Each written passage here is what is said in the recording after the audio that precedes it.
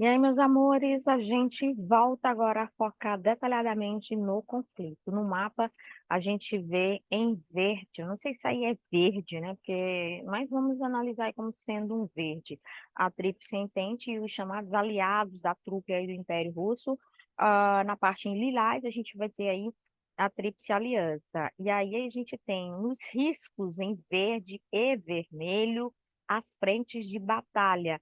A frente em vermelho, ela foi formada, né, os corredores aí de disputas, de, de guerra mesmo de fronte, em 1914, em 1915 são formados esses corredores aí, lá já no território aí, tá, gente, do Império Russo.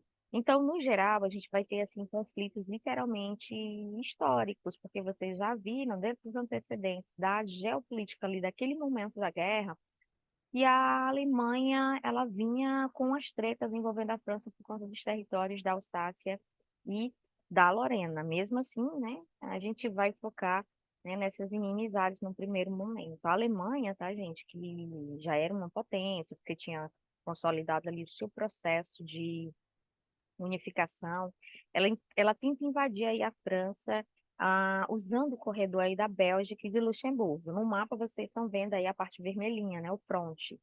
Então, no final das contas, a Bélgica ela vai resistir, até porque aqui a gente está falando de uma Bélgica que tem uma resistência muito grande, até porque participou do processo também imperialista, aquela Bélgica que vinha dos antecedentes aí, né, do rei Leopoldo, também é a Bélgica do próprio rei Leopoldo, que é uma lenda, né, se transformou numa lenda na Bélgica, aquele cara que invadiu o Congo, que vocês já viram dentro do neocolonialismo e do imperialismo, o que foi que fez, né, lá no Congo.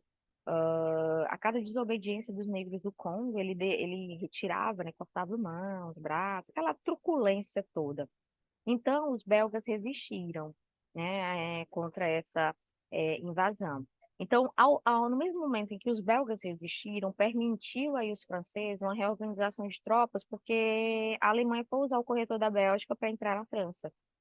E a França não estava totalmente preparada ali para receber ali, né, a agressão da Alemanha. Então, quando a França utiliza a Bélgica faz ali todo aquele processo de resistência, dá tempo da França para organizar os seus sistemas de defesa. Vale ressaltar que essa Primeira Guerra é uma guerra de trincheiras e de movimento. Ela é de movimento porque as pessoas se movimentavam rapidamente, principalmente utilizando, quando eu falo as pessoas, não são os civis, tá?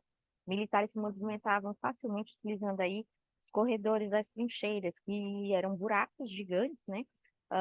Que tinham grandes extensões. Então, os soldados andavam por ali, às vezes essas trincheiras, elas tinham quilômetros, na verdade, né, de extensão. Então, às vezes, saía de uma cidade em direção a outra. Então, eles usavam muito os corredores das trincheiras para chegarem, né, nos seus locais. Então, era uma guerra, literalmente, onde as pessoas, os soldados só caminhavam aí dentro dessas trincheiras. Também dentro dessas trincheiras a gente vai ter, né, um problema muito grande de saneamento básico, porque chovia, a gente está falando de um continente que tem um inverno rigoroso, principalmente aí o Império Russo, lá do Império Russo, né, que pega aí hoje muitos países da Europa Oriental. Então, se o inverno da Europa Ocidental é rigoroso, imagina da Europa Oriental, que muitas vezes até neva, né? Muitas vezes, não, na maioria das vezes.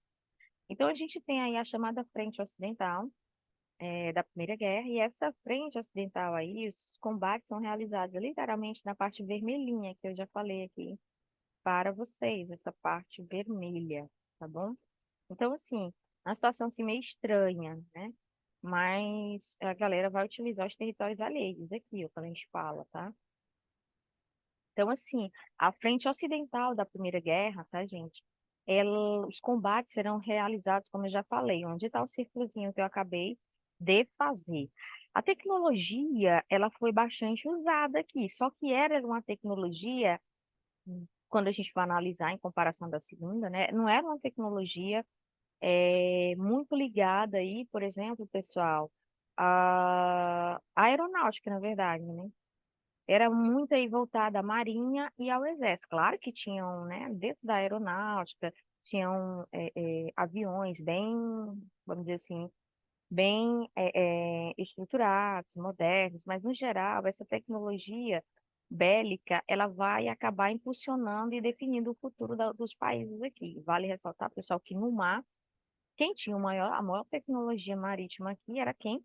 A Inglaterra, Senhora dos Mares, tá? Não era só a Senhora dos Mares na questão comercial. A Marinha da Inglaterra, até hoje, ela é uma marinha muito forte. Tanto que quando a gente chegar na Segunda Guerra, vocês vão ver a figura muito assim, importante na história militar da Inglaterra, que é o Winston Churchill. A gente tem aqui a Alemanha, que também era muito forte na questão industrial. Mas a Alemanha, não só na questão industrial, de exportação, né, de produtos, principalmente aí do aço, mas a Alemanha começou a investir também na marinha, tá? Na questão de exército de artilharia, né, a gente vai ter aí merecendo destaque, e vem até os dias atuais, né, o Império Russo, sempre foi muito forte na artilharia. Já na infantaria, a gente tem alguns problemas, né? E aí, quando a gente traz para os dias atuais, é necessário que o aluno entenda a diferença entre exércitos de infantaria, especialistas em infantaria, e exércitos especialistas em artilharia, né? Por exemplo, até hoje a Rússia ela é muito forte na artilharia. E o que é esse exército de artilharia, né? Aquele exército que utiliza muitas munições, bombas, mas não é um exército que vai de frente, né? É um exército que lança bombas, muitas vezes bombas de alta precisão, mas de longas distâncias, né? Então, tem exércitos na Europa muito mais fortes que o russo. Quando a gente fala tem exércitos de infantaria. Eu não sei nem se hoje, gente, a gente pode chamar de infantaria, porque infantaria naquela época era muito ligado ao exército que utilizava cavalos, mas era de fronte também, fronte.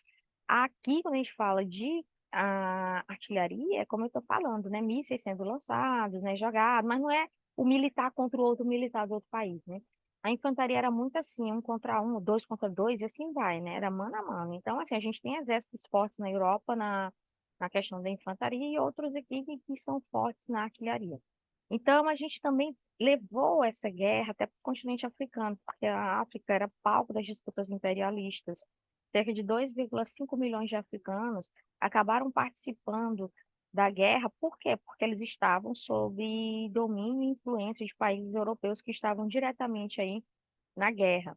Muitos se alistaram de forma voluntária, mas por conta de quê que eles se alistaram de forma voluntária? Por conta da propaganda. E aí a gente falou, né? Guerra de propaganda, guerra de narrativas. Se hoje nós temos fake news, narrativas assim extremadas, desinformação, nessa época que a gente também tem. Só que hoje é demais por conta do desenvolvimento das redes sociais. Aqui a gente vai ter negros sendo recrutados, gente. É sério, quando eu falo negros, é porque a gente está falando de territórios que também recrutaram até brancos, né? Africanos, mas a maioria eram negros mesmo. Foram recrutados à força, não só teve recrutamento aí voluntário, né, onde muitos se colocaram, né, por uma questão nacionalista, as potências europeias divulgavam bastante essa questão nacionalista, de defesa da pátria. Então, como muitos países europeus estavam sob o domínio das potências imperialistas europeias, muitos aí também foram de forma voluntária por causa do discurso, da propaganda, mas muitos foram obrigatórios, de uma forma obrigatória, como no caso aí do Mali, principalmente a galera da Argélia, que estavam sob o domínio da França. E aí o aluno não pode esquecer, tá? Esses aqui tinham muita influência aí da França, a Argélia, tanto que até hoje, gente, a influência, apesar da França não estar mais lá de uma forma direta, mas a França acaba estando aí, principalmente na Argélia, de uma forma direta. Não só pelo idioma também, tá? Se você for analisar o idioma, tá? Então, assim, nós temos os africanos integrados às forças britânicas. Quando a gente fala aí forças britânicas, né? São países que estavam sob o domínio aí dos britânicos, ou influência dos britânicos, assim também como países que estavam sob influência dos franceses. E aí, meu amigo, a gente vai ter diversos africanos aí participando. Assim também como os países que estavam sob influência da Alemanha também vai participar da guerra, como Togo e Camarões.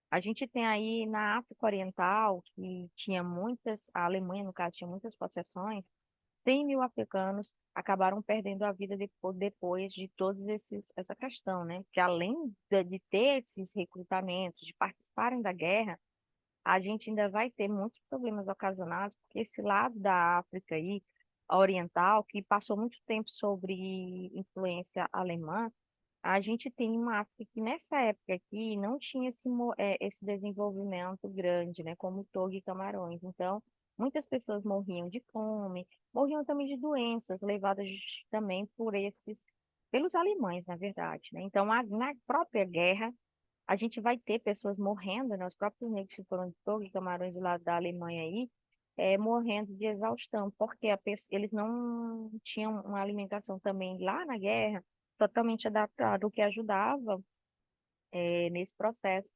de mortificações e mortes em larga escala, até por uma falta de assistência. Então, faltava às vezes até o básico para eles comerem. Portugal, como eu já falei, da Península Ibérica, quem vai participar da guerra é só Portugal, a Espanha não vai participar, tá? Vai enviar 30 mil soldados para combater contra os alemães.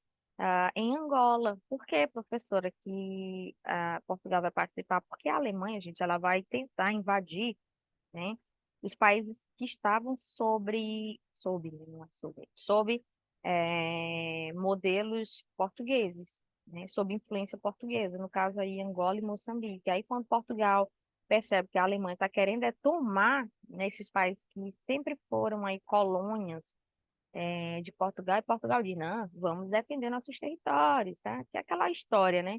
Aqui não tem um mocinho, todo mundo aqui acaba sendo vilão, né? E Portugal vai entrar na guerra porque não quer perder os territórios de Angola e Moçambique, aquela coisa, são colônias, e eu tiro da colônia tudo que eu necessito para fomentar a economia do meu país. Então, no geral, gente, era isso, né? Brigas lá na África, porque os países acabaram até participando da Primeira Guerra, e aí países dos lados, né, do lado opositor àquelas potências que tinham muitas influências em países africanos, acabaram indo na África tentando pegar e ter influência nesses países. Aí é aquela coisa, os países imperialistas, né, dependendo dos lados aí, de logo assim, não, eu sou dono de país X, BY, não vou deixar que nenhum outro rival meu, que está do outro lado da guerra, chegue lá para dominar. Então, assim, era muito esse problema de possessões também. Então, a guerra, pessoal, ela é literalmente, né, a grande guerra, a guerra das guerras, porque morrem entre 20 e 22 milhões de pessoas.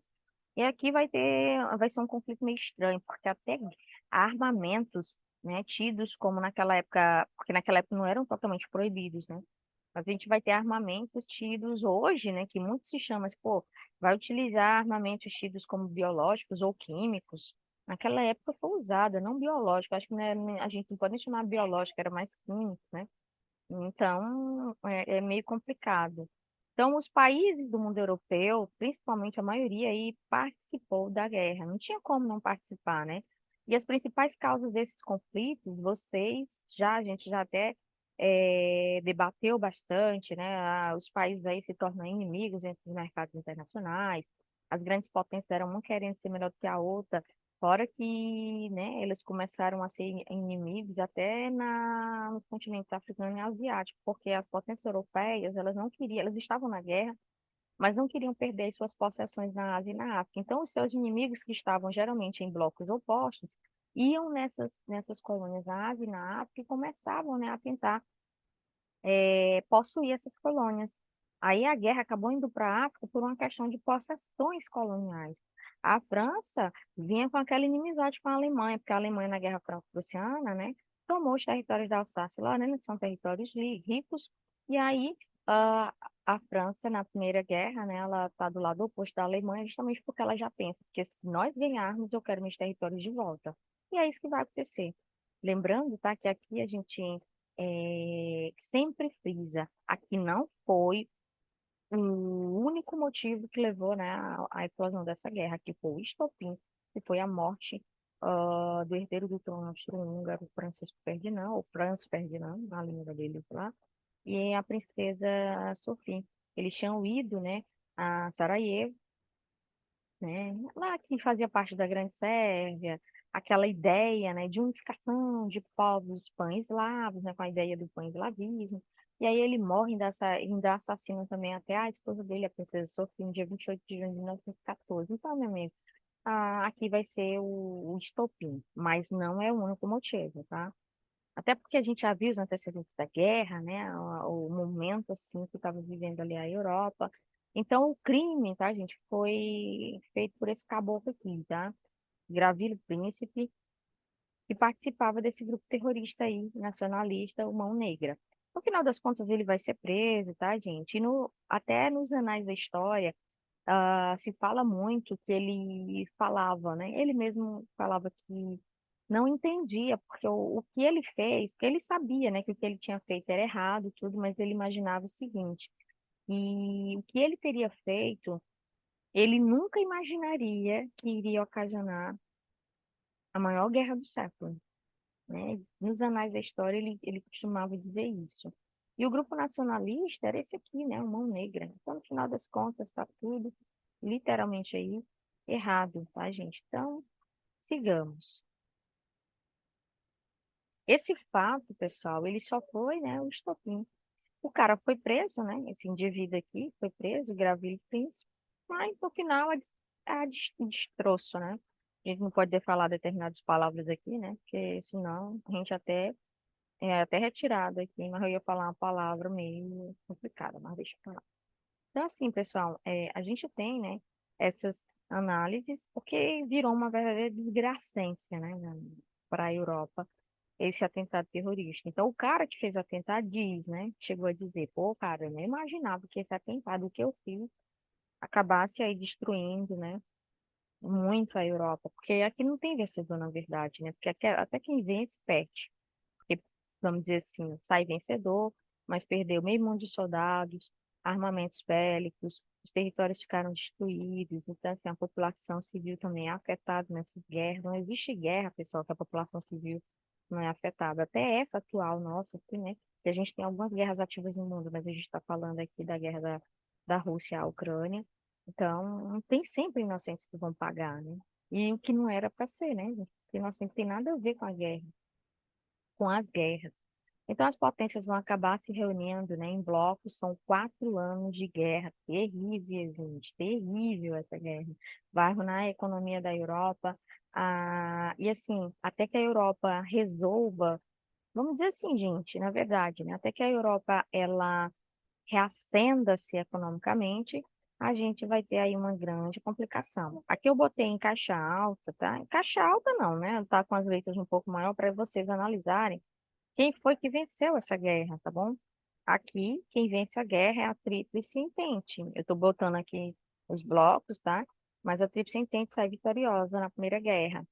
Aí a gente tem o Império Britânico, a França, o Império Russo, que fica somente até 1917, porque dentro da Rússia, né, desse Império Russo, tem uma Revolução Russa que tinha começado ainda em 1905, e aí, quando dá em 1917, né, aquela galera que era muito ligada, né, às ideias de Lenin, que era o líder do partido comunista, né?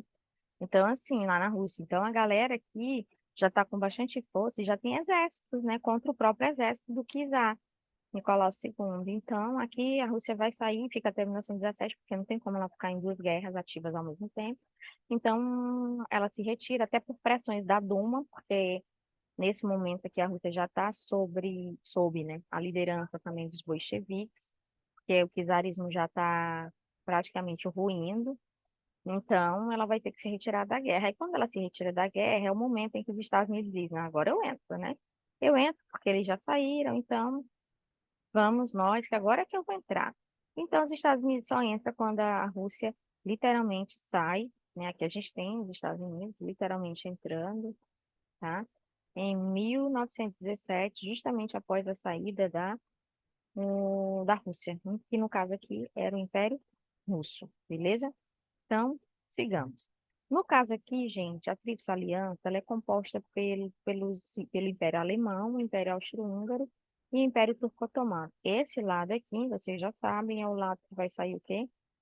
Derrotado. E quem sai derrotado também acaba perdendo território, né? O Império Alemão vai ser punido, né, como sendo responsável pela guerra, só que na prática, gente, quem decretou guerra à Grande Sérvia foi o Império Austro-Húngaro. Então, o aluno não pode ser tolo, né? Ele tem que analisar que se for o Império Austro-Húngaro que declarou guerra à Grande Sérvia, por que que a Alemanha vai ser considerada aí responsável pela guerra?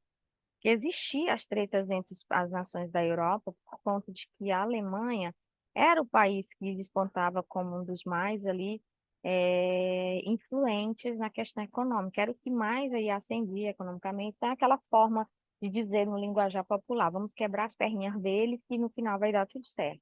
Então foi mais isso, porque na prática o aluno sabe que quem declarou guerra a quem aqui foi o Império Austro-Húngaro que declarou guerra à Grande Sérvia. Então os blocos vão ser formados a partir daí. Então se a Alemanha estava do lado do Império Austro-Húngaro, ela não podia ser penalizada sozinha, entendeu?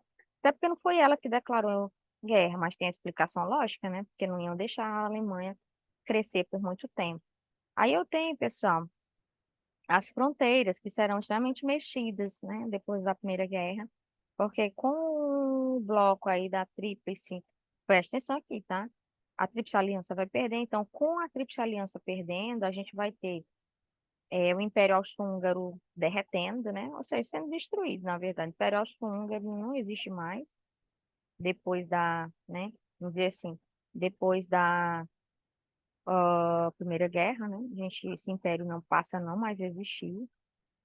Eu só apagar aqui e ver se vai dar certo. Vai.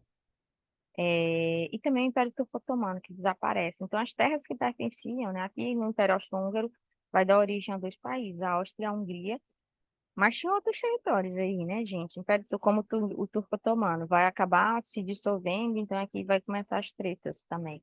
E quem vai abocanhar territórios que pertencem ao território turco-otomano vai ser o Império Russo, que apesar de ter saído da guerra, né, em 1917, por conta da revolução interna que estava acontecendo, a Revolução Bolchevique, e a Revolução Socialista, a gente vai ter, tá? Eles também estão do lado dos vencedores. Professora, mas eles saíram. Mas eles saíram e depois eles se consideram também vencedores. E o aluno vai só analisar. E esses blocos aqui, sabe aquela historinha de que continuam amigos até a Segunda Guerra? Pois é. Na Segunda Guerra, o aluno não vai ser tolo, tá? A gente vai ter a Alemanha junto também, tá, gente? Com alguns desses países, beleza? Principalmente quando o aluno vai analisar, né, ao lado da Tríplice Aliança, a gente tem também a Itália, tá? É porque aqui tem só os principais, tá? Nessa época, mas a Tríplice Aliança, o Império Alemão, vai estar junto lá na Segunda Guerra com a Itália também. A Tríplice Entente, aqui ninguém vai deixar a mão de ninguém, né? A Grã-Bretanha vai estar lá na Tríplice Entente, a França também, o Império Russo, que não era mais Império Russo, era União Soviética, vão estar juntos, e os Estados Unidos também vão estar do mesmo lado, certo? Então, assim, nós temos aí os blocos no mapa, analisando aí a geografia no mapa, tá, gente? A Tríplice Aliança, a galerinha que tá bem aqui no meio, deixa eu ver se eu boto aqui a corzinha, galerinha que tá aqui no meio, tá? Não se percam. Aí o aluno vai dizer, pô, professora, tinha muitos países, né? Tríplice Aliança aí Germânia, aí o aluno já imagina, né? Alemanha, aí tem um monte aí, né? Áustria, Hungria, né? As letrinhas são pequenininhas, né? Então, tá aí, certo? Do outro lado, que o aluno vai analisar, parte verde. Na parte verde, aqui, Império Russo, tá? Aí eu vou ter aqui França. Aqui é porque o mapa não vai até embaixo todo, né, gente? Né? Mas aqui tá, beleza. Dá para perceber aí, França aqui. Aqui deve ser a Grã-Bretanha, porque tá com essa. Eu teria que avaliar um outro mapa, mas como só tem esse aqui, mas eu acho que aqui é a Grã-Bretanha. Beleza? As nações que eram tidas como neutras nesse momento da história, tá? Eu tenho a Bulgária. Aí o aluno vai dizer, pô, professora, deu ruim, ó. Ah, professora, eles vão ficar neutros até o plano B. Gente, exceto aqui, tá? A Espanha realmente não participou. Quando a gente vai para cá, que é um bala de gato, né? A Romênia tinha conseguido sua independência, aí outros nem tanto, né? Essa galera aqui participava. Olha lá o bala de gato aqui, o bala de gato tá bem aqui no meio, olha. Deixa eu tentar botar aqui de outra cor, para vocês analisarem a confusão bem aqui no meio. Aqui é a confusão. Deixa eu ver o que que não veio aqui. Ficou claro demais. Não gostei não da cor amarela. Aqui no centro, para vocês avaliarem, tá, gente? Deixa eu tentar botar, não posso. Não, não vi. Então, aqui, ó. Aqui são países tidos como neutros. Neutro. Só que de neutro que é meio complicado, que eu tô falando, tá, gente? Não tô falando do Império Turco Otomano, não, tá? Eu tô falando de países que pertenciam à antiga Grécia e que a gente vai chamar de países balcânicos. Então, eles ficam ali com receio de participar de um lado ou do outro. Por quê? Porque, no final das contas, historicamente, eles já vinham sendo disputados pela Rússia, pelo Império Russo, e vinham sendo disputados pela Turquia. Então, como os dois aqui estão em lados opostos, a galera que está no meio, que era disputada, ficou quietinha. Aquela coisa, não vou mexer com ninguém, porque se eu mexer, eu tô é lascado. Por quê? Porque briga de cachorro grande, né? Então, no final das contas, é isso, certo? Aí eu tenho aí, gente, a Primeira Guerra, né? A data, né? Ocorreu no dia 28 de julho, o início dela, na verdade. Né? 28 de julho de 1914 e terminou no dia 11 de novembro de 1918. 4 anos intensos aí de treta. Aqui a gente já sabe, né, que nas trincheiras dos soldados passaram centenas de dias, né, dentro dessas trincheiras, e aí de repente, quando chovia, né, imaginem como ficavam. As doenças, quando eles pegavam também, os colegas, quando morriam dentro dessas trincheiras, às vezes não tinham tempo hábil de retirar o corpo, né? Então, imagina aí a situação para os soldados nessas trincheiras. Essas tecnologias, tidas como novas tecnologias, também foram utilizadas, tá, gente? Essas chamadas tecnologias bélicas, como tanques, e como eu tinha falado bem no início, aviões, tá? Só que hoje a tecnologia não é só de tanque, né, e de aviões. Hoje a gente, quando se fala de tecnologia, a gente não está nem falando mais tanto de avião, tá falando aí de drone, as guerras do mundo contemporâneo, né? Drones, aviões não tripulados que levam, né, mísseis, né, balísticos. Gente, hoje tem muita coisa que tem mudado. Então, diante disso, né, a galera aqui já sabe, né, todo mundo já sabe que as guerras aqui eram de trincheiras e os homens trabalhavam bastante nessa indústria bélica. Só que quando começou a guerra, que muitos homens passaram a morrer, aqui a gente inicia um outro movimento, que que são, no caso, as mulheres, que passam a fazer parte, né, dessa indústria armamentícia, porque elas têm que substituir a mão de obra dos homens, e aí as mulheres, começa a era das mulheres, as mulheres estando nos espaços para preencher também. Nesse primeiro momento, elas entram para fazer as indumentárias, né, que são os fardamentos, as fardas aí dos soldados, mas o nome é indumentário, falando fardamento, gente, só para ficar mais fácil o entendimento. Então, no geral, as mulheres começam a ocupar os espaços que antes eram ocupados só por homens. Dentro dessas trincheiras, a gente tem inúmeras doenças, né, por conta de que quando elas estavam cheias de água, aí a gente tem proliferação de doenças causadas pelos ratos e parasitas, né? Porque a gente está falando, quando chove, fica ali um lamaçal muito grande, eles passavam frio, calor dentro dessas trincheiras. Fora que o ouvido deles, né? Muitos também ficavam com aquela agressão auricular. Por quê? Porque eles ficavam o tempo inteiro escutando barulhos de metralhadora, né? Então, muitos, quando saíram da guerra, ficaram com problemas auditivos, né? Ficaram com problemas na audição e muitos também ficaram com as ressonâncias, né? Por conta dos barulhos intensos, muitos perderam até a audição. Então, pessoal, a gente vai ter a utilização de arame farpado para tentar retardar, né, a entrada de inimigos dentro dos territórios de outras nações que estavam dos lados opostos. Infantaria, utilização de cavalos também foram extremamente usadas. E a galera que ia montada nos cavalos também utilizava metralhadoras. Então, em 1915, os alemães começaram a usar também gás tóxico. Olha aqui o que eu estava falando, tá, gente? Os alemães utilizando gás tóxicos. E esses gás tóxicos, eles entram aí como armas químicas, né? Ou biológicas, né? Hoje eles falam tudo, né, como se fosse arma biológica, né? Mas na verdade aqui também tudo que é muitas vezes aqui deveria ser químico, porque é gás tóxico, né? Então vamos a alimentar uma ideia de gás tóxico sendo aí químico, porque biológico não é, né? Biológico seria se jogasse aqui bactérias, sei lá, vírus aí, né? Então assim, a alimentação da galera lá era feita à base de carne, vegetais, enlatados e biscoitos, mas principalmente aqui o aluno precisa entender enlatados, tá, gente? Para poder durar mais. Então, os Estados Unidos era o grande financiador da guerra, vendia alimentos, combustível, produtos industriais, produzia também armamentos bélicos e vendia. Então, gente, no final das contas, os Estados Unidos lucrava com essa guerra, tá?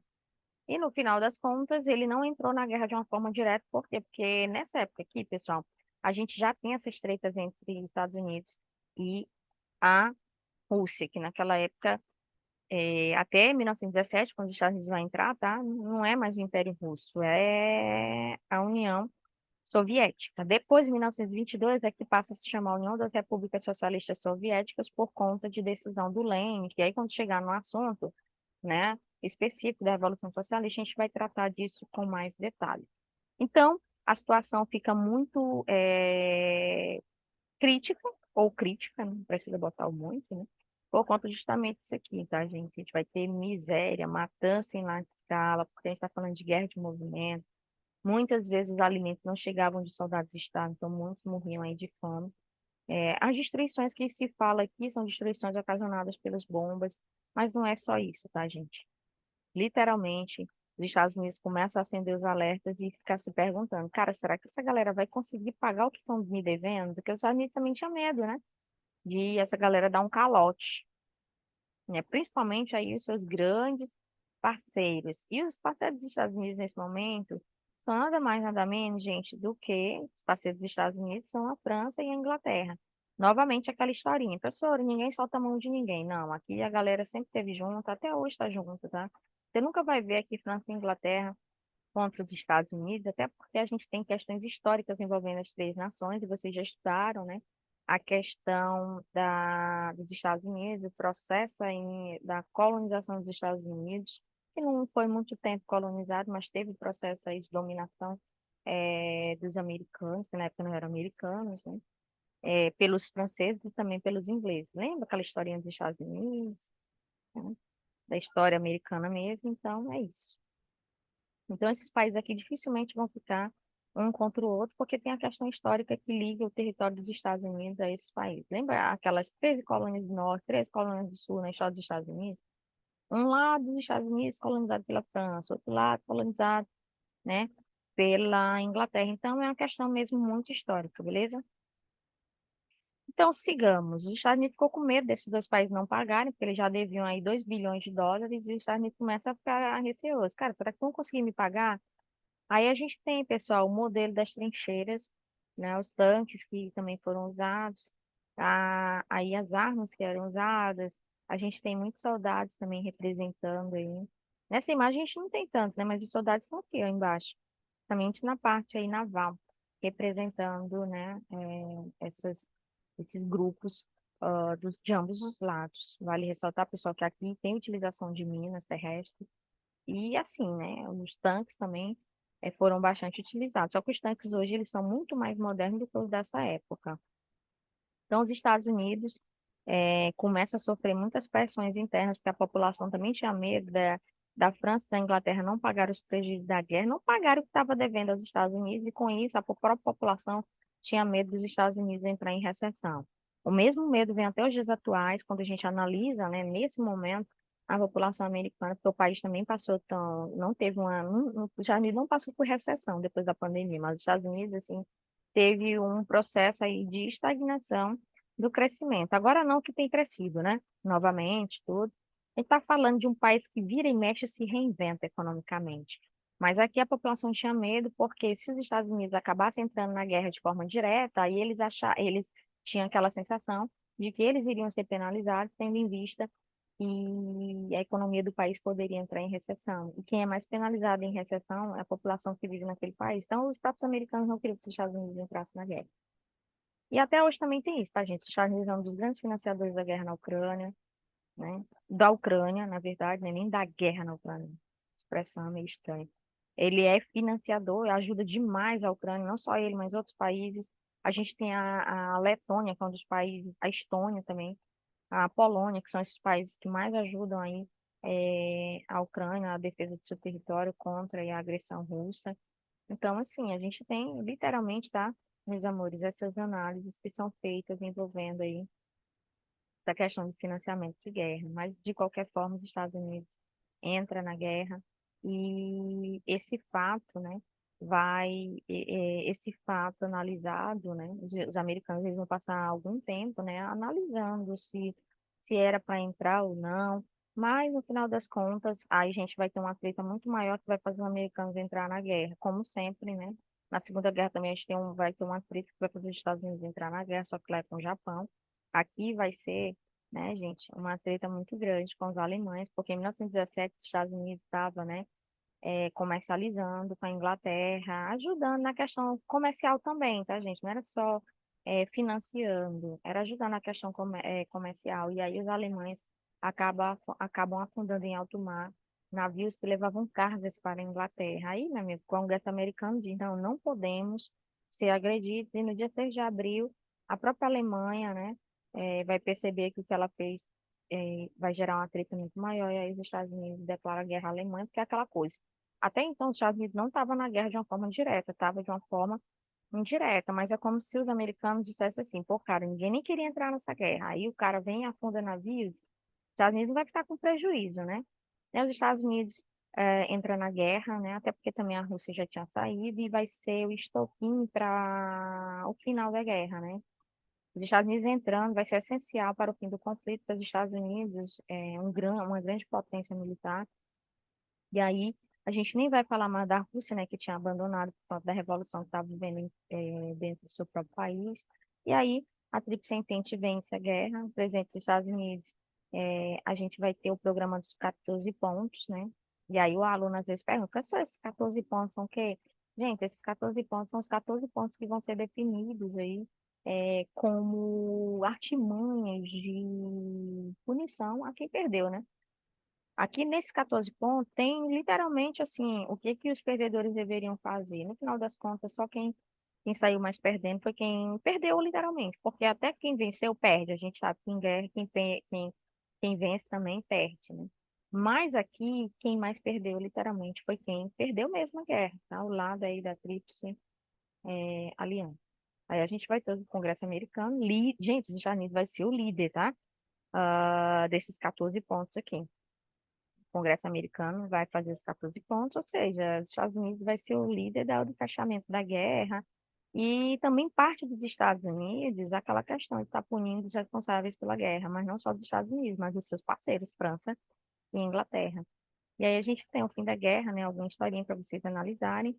Novembro de 1917, a Rússia vai ter que levar um outro governo ao poder, porque quebrou, né, a hegemonia dos czares, o czarismo cai por conta da revolução interna, então já tem um outro governo, tido como um governo socialista, um governo ali pautado nos princípios comunistas, do Lenin, que era um presidente do Partido Comunista. Então, assim, os russos saem, a Alemanha vai concentrar suas tropas no fronte ali ocidental, mas ao mesmo tempo, né, eles vão atacar navios dos Estados Unidos que estavam indo em direção à Inglaterra com mantimento. Estimula-se que também não era só com mantimento, né, mas era também com mantimento, não era só com mantimento, mas com armamentos dentro, suprimentos de guerra, né? E aí os Estados Unidos dizem, ai, me atacou, não tem nada a ver com a guerra, não. Eu tô só levando aqui, isso aqui, tô só financiando, não tem nada a ver. Tem nada a ver, não, né? Todo mundo tem a ver aqui, principalmente quem financia de uma forma indireta, tem nada a ver. Todo mundo tem a ver, sim.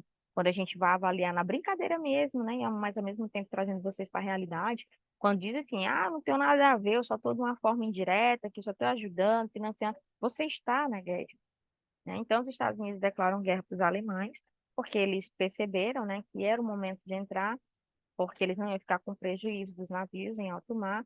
E aí, os Estados Unidos, né, faz a Alemanha até recuar, porque eles acabam vencendo a guerra, e o fim da Primeira Guerra se dá no dia 9 de novembro de 1918, né, quando o imperador Guilherme II abdicou do trono alemão. A Alemanha que vivia, né, depois da unificação, a Alemanha tem, né, essa era de imperadores, uma era de imperadores muito forte por conta da unificação, que vinha lá desde os princípios prussianos, e aí ele abdica do trono alemão. 2 dias depois, uma delegação vai ser enviada a Paris para assinar, tá, gente, a rendição da Alemanha. E aí a gente vai ter a assinatura do Tratado de Versalhes. Então, os Estados Unidos, no final das contas, vocês já sabem, vai ser um grande financiador.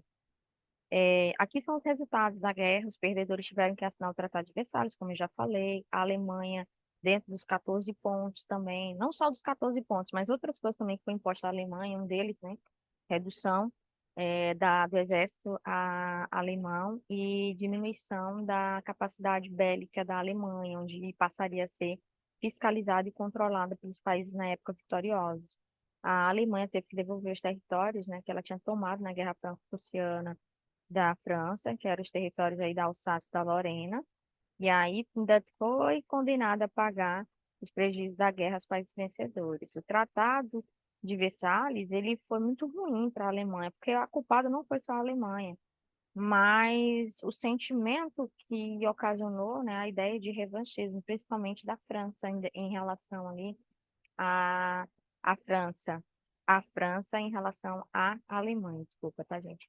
Porque a França tinha perdido a Guerra Franco-Prussiana e tinha perdido os territórios da Alsácia e da Lorena. Então, esse sentimento de revanchismo vai prevalecer até chegarmos na Primeira Guerra. Quando a Alemanha ela é punida na Primeira Guerra, essa revanche ela vai ser invertida, que é o sentimento de revanchismo não só contra a França, mas contra todos aqueles que saíram vitoriosos na Primeira Guerra, gerando aí, gente, nada mais nada menos do que a Segunda Guerra Mundial e a criação da maior coisa, da maior tristeza da humanidade, que foi o nazismo, beleza? Aqui, pessoal, a gente tem um resultado, isso aqui não é totalmente real, né? Geralmente a gente sempre diz que foi entre 20 e 22 milhões, porque todo documentário, todos os anais da história, eles não dão exato a precisão de mortos, mas com certeza não foi só 10 milhões, tá? Então, os campos desses países ficaram completamente destruídos, a indústria também foi massacrada, a Europa viveu um período muito grande de recessão da sua economia. Então, assim, tá aí o Tratado de Versalhes. Versalhes, não esqueçam, tá? Versalhes na França. Então, assim, a gente vai ter muitas restrições e punições aos vencidos, ou seja, aos derrotados, principalmente aí a Alemanha. Então, é uma paz, pessoal, que sela muito mais uma ideia, né, de vencedores, né? Uma paz dos vencedores, porque literalmente é uma paz que foi obrigatória, né? Uma paz imposta pelos vencedores aos perdedores. Não chamar os perdedores para negociar, assim, quando a gente vai analisar realmente na história, porque os perdedores deveriam ter sido chamados em grande quantidade para dizer, ó, não aceito isso aí. Vocês acham que chamaram a Alemanha para negociar? Vocês acham que a Alemanha, nesse momento, a Alemanha poderia até se render, como realmente se rendeu, mas todos os prejuízos da guerra, tudo que foi imposto à Alemanha, foi muito mais por imposição do que de uma forma dialogada. Em 1919, né, iniciou-se aí a Conferência de Paris, em que a galera que tinha vencido naquela época, né, a guerra, estabeleceram as bases para a paz, né? Gente, somente em 1919 vai ter os acordos de paz. Só que, vale ressaltar, acordos de paz que privilegiavam os vencedores. Então, aqui, pessoal, o presidente na época dos Estados Unidos, né, o Wilson, o Woodrow Wilson, ele vai criar, né, os 14 pontos, que a gente já falou, e aí ele vai criar, vai ser o líder da criação da Liga das Nações. Essa Liga das Nações vai se transformar lá na Segunda Guerra, tá, gente? Após a Segunda Guerra, na ONU, né? Aí eu tenho a Europa após a Primeira Guerra. Se você pegar o primeiro mapa e comparar o segundo no mapa, né? A gente vai ter aí a Rússia vai passar a ser soviética, por quê? Porque ela está sob domínio dos bolcheviques. Aqui eu tenho a parte mais lilazinha, que é a parte do meio. Deixa eu mudar a cor para vocês avaliarem, né? Aqui eu tenho, por exemplo, pessoal, né? é, o Império Russo vai perder aqui essas áreas que pertenciam ao Império Russo, ou seja, vai perder essa galerinha aqui. Aqui já tem a treta que vem até os dias atuais, tá, gente? Essa galerinha aqui, ela era a galera que pertencia literalmente, que era do Império Russo, mas depois da Primeira Guerra, vão se tornar aí mais ou menos independentes, tá? Aí a gente tem a área amarela, vai se formar literalmente na Alemanha, a Alemanha vai perder territórios, tá? As perdas do Império Alemão serão aí. Gente, deixa eu só refazer, eu coloquei aqui errado, tá? Deixa eu só refazer. Aqui está. Poxa, esse negócio não está funcionando, deixa eu ver, tá? Aqui eu tenho a Alemanha, aqui, só aqui, né? Aí agora eu vou ter que apagar essa parte, vem aqui para analisar, tá? Aqui, essa parte mais clarinha, essa aqui. né? Acho que vocês estão vendo aí no mapa, né, essa parte mais clarinha aqui. A Alemanha vai perder, tá? A Áustria aqui no meio, tá? Já deu para perceber. Vai nascer como uma nação completamente aí independente. Aí eu tenho, né? As perdas do Império Austro-Húngaro. Gente, o Império Austro-Húngaro vai ser terrivelmente aí, meio complicado a perca, né? Aí vocês estão vendo aqui, essa parte aqui. E tirando a verde, né, gente? Tira essa daqui, tira essa daqui. Então, assim, no final das contas, está aí. E aí a perda desses territórios. Então, a Hungria passou a ser só um país e perdeu esses territórios que antes faziam parte do seu território. Então, nesse mesmo momento, a gente tem aí os alemães tiveram que ceder, né, a faixa que eles usavam como corredor de passagem de tudo ali na questão do escoamento de mercadorias, que é o corredor polonês, eles tiraram, né? Eles perderam esse corredor polonês. Aí quando chega lá na Segunda Guerra, o Hitler vai querer esse corredor polonês e é por isso que ele vai massacrar os poloneses. Gente, presta atenção, para vocês acompanharem lá o raciocínio da Segunda Guerra, quando vai chegar.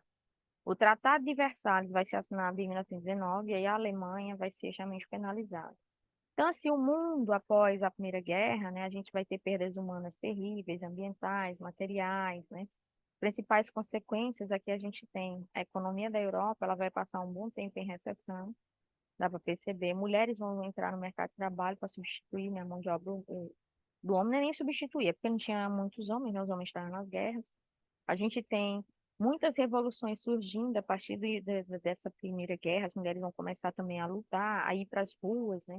Lutar por inclusão, por igualdade de direitos, greves operárias, impulsionadas aí também pela Revolução Socialista na Rússia, crise das democracias e formação de regimes autoritários, é aqui que nasce, né, o stalinismo na Rússia, a gente vai ter muita ascensão de regimes autoritários, e é por conta disso que a gente vai ter também a ascensão do fascismo e do nazismo, né? Nos Estados Unidos a gente tem, né, a expansão da indústria bélica vai aumentar demais a sua capacidade, né? Os Estados Unidos vai exportar demais os produtos ali de indústria armamentista para outros países, vai aumentar também a capacidade produtiva na indústria de manufaturados em 1000%, vai conceder empréstimos bilionários para os países que estavam querendo esses empréstimos, mas em compensação os Estados Unidos vai receber com juros e correções monetárias.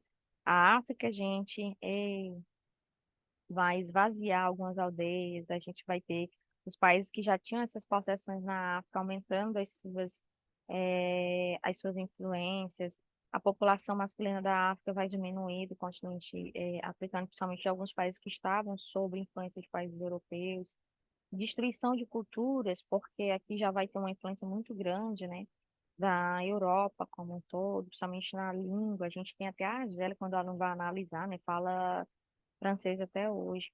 A gente vai ter aí colônias alemãs, as colônias alemãs, desculpa, não é alemãs, colônias alemãs, a professora fala bem, tá, gente? Colônias alemãs na África vão ser transferidas, né, vão ser cedidas para a Grã-Bretanha e a França na base da força, né? Aquela coisa, tu perdeu, então tu não tem mais direito a ter nenhuma possessão na África, elas vão ser minhas. Então dividiram-se aí essas possessões entre a França e a Grã-Bretanha. Aqui a gente vai ter uma visão muito crítica sobre a dominação imperialista europeia na África, e é aqui que surge, tá, gente, dentro do continente africano, as lutas separatistas ou lutas de independência dos africanos contra o domínio europeu. Então, é isso, né? Acho que deu mais ou menos para vocês entenderem esse conteúdo, né? Aqui eu nem vou mais comentar, porque todo o aluno ele já sabe. E quando se tem guerras, famílias são destruídas, crianças ficam órfãs porque perdem seus pais nas guerras, muitas vezes não só no fronte, né? Mas como tem consequências para os civis, às vezes crianças ficam órfãs porque perdem os pais. Estados Unidos consolida a sua hegemonia na questão, né, econômica. O Império Austro-Húngaro vira dois países. A Iugoslávia vai surgir no antigo bloco da Grande Sérvia. Lembra aquela historinha, né? Do pan-eslavismo, e aí nasce a Iugoslávia, o Império Turco, após 200 anos de decadência, que ainda tentava ali se consolidar, vamos dizer assim, mesmo com todos os problemas, ainda estava de pé, entrou em decadência. 1919 a gente vai ter a criação da Liga das Nações, criada aí na Suíça, e que vai se transformar depois da Segunda Guerra, né, na ONU, que também vai ter sede, né, no mesmo lugar. E a Liga das Nações ela vai fracassar, porque da forma como ela foi feita, né, era para não ter mais guerra, mas décadas depois a gente vai ter a Segunda Guerra, o desemprego vai aumentar na Europa por conta da recessão ocasionada por causa da guerra. 4 anos após a Primeira Guerra, a Europa já tinha passado, né, gente, pelo pior, né? Então ela já vinha numa ascensão econômica, a era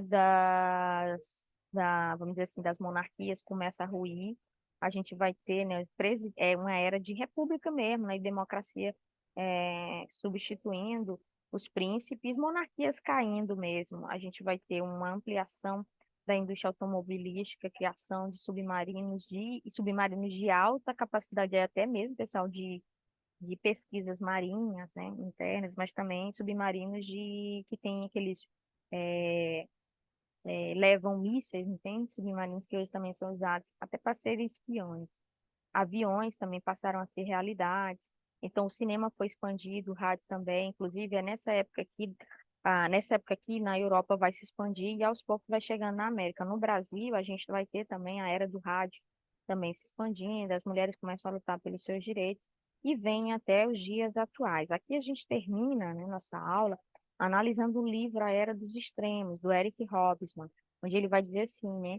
Os confrontos foram longos, muito maiores que os países esperavam e se preparavam economicamente. Gente, aqui não é nem só ele que fala, não. Aqui é uma análise do livro dele também, tá? Após 1914, as economias dos países, a indústria, os investimentos do Estado, a mão de obra, tudo se voltava para a economia de guerra, ou seja, os países já estavam aí com aquela premonição de que poderia ter outra catástrofe, outra guerra. Então a galera continua aqui se armando. Do mais, aqui tem uma revisãozinha, né? Bem básica, assassinato do herdeiro do Império Austro-Húngaro. Aqui a gente sabe, Francisco Ferdinand, né? O fim da Primeira Guerra aqui, correto, né? Da Primeira Guerra Mundial trouxe, entre outras consequências, a unificação política do Oriente. Não tem nada a ver, Oriente Médio, não está falando do Oriente, não. A simplificação do mapa político da Eurásia, a simplificação do mapa da Eurásia, a simplificação do mapa da Rússia, né? A ampliação do território alemão, não, foi diminuir. O aparecimento de numerosos novos estados em virtude da etanol. Então, essa daqui, gente, ó. Embora, né? E do mais, a gente fica por aqui, meus amores. Até a próxima aula. Tchau, tchau.